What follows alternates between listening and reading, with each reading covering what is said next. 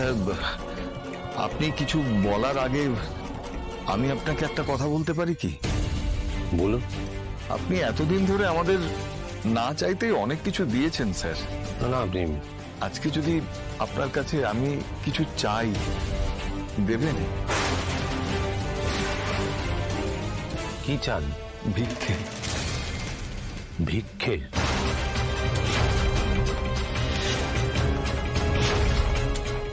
আমার মেয়েটাকে আপনার কাছে ভিক্ষে চাই স্যার, আর অপুকে ফেরত চাই স্যার।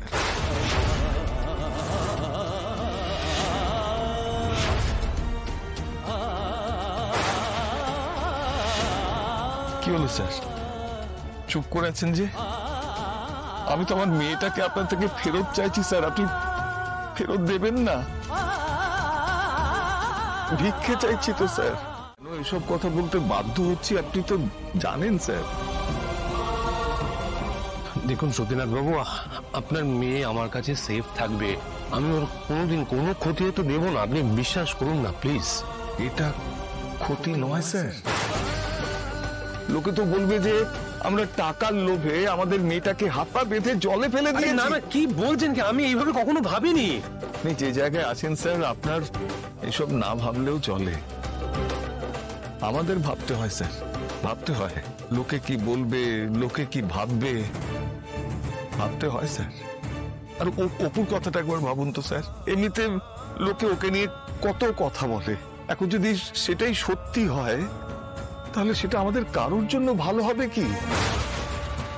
টিকতে পারবো কি আমরা স্যার? দেখুন, আমাকে কথাটা একটু বলতে দিন না, আপনি একটু ঠান্ডা হন, একটু মাথা ঠান্ডা করুন। আমি জানি এই সবটা মেনে নেওয়া আপনাদের কাছে খুব কঠিন, খুব একটা সহজ কাজ নয়, আমি বুঝতে পারি, কিন্তু আমার কথাটা বলাটা খুব জরুরি।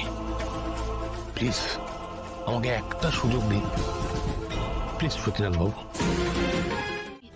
আর্য স্যার এসেছেন। কি হলো, ওইভাবে তাকিয়ে আছিস কি? ফোন দেখছিস তুই? আমিও যেমন একটু আগে। আরে বাবা না রে, আমি বলছি তুমি সত্যি সত্যি এসেছে। আচ্ছা তোকে আমার কথা বিশ্বাস করতে হবে না, তুই গলির মুখটা দেখ, ওটা আর্য স্যারেরই গাড়ি, ওটা আর্য স্যারই এসেছেন।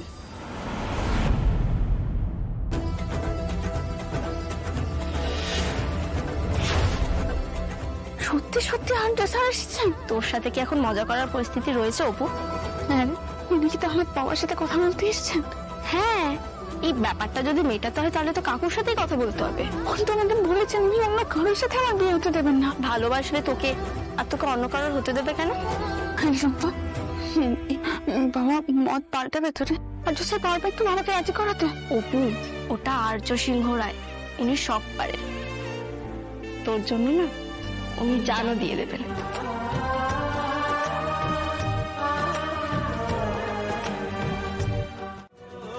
দূরে সরিয়ে রাখার চেষ্টা করতেন। আপনার একবারও মনে হতো না যে ওইটুকুনি একটা মেয়ে মারাত্মক ভুল করছে, যে এখনো জীবনের অনেক কিছুই দেখেনি, কিছুই বোঝে না? এই জীবনের মানে না অপর্ণ আমাকে শিখিয়েছে, আমি এত কিছু বুঝতাম না, বিশ্বাস করুন না। আমি নিজেকে আটকানোর চেষ্টা করেছিলাম সতীনাথ বাবু, অনেকবার বাধা দিয়েছিলাম। আপনার মেয়ের ভালোবাসার কাছে আমি নত হতে বাধ্য হয়েছি। আমি এই এতটুকু কথা আপনাকে বোঝাতে এসেছি, আর কিছু নয়। আপনি একটু চেষ্টা করুন, আমি বুঝতে পারছি সবটা, আমি বুঝতে পারছি আপনার কথা।